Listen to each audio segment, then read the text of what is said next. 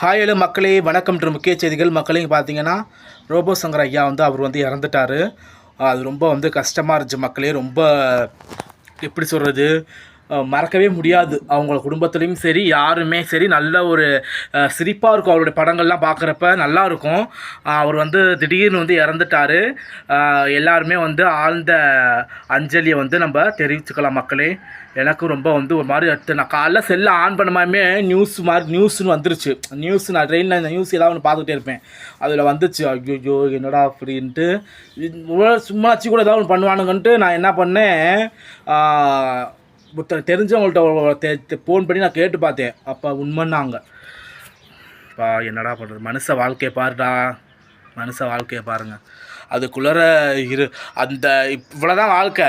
அதுக்குள்ளார இவன் அப்படி இருக்கிறான், அவன் அப்படி இருக்கிறான், ஐயோ இப்படியா ஆச்சா போச்சான்னு கலந்தான். இதான் மனுஷ வாழ்க்கை. ரொம்ப ஆழ்ந்த இறங்கங்கள். ரோபோ எனக்கு அப்பா மாதிரி தான் அவர். ஏன்னா எங்கள் அப்பா வயசு தான், அவர் வயசில் ஒரு வயசு. ரோபோ அப்பா ரொம்ப ஆழ்ந்த இரங்கல்கள் அப்பா. உங்கள் ஆத்மா சாந்தி அடைய.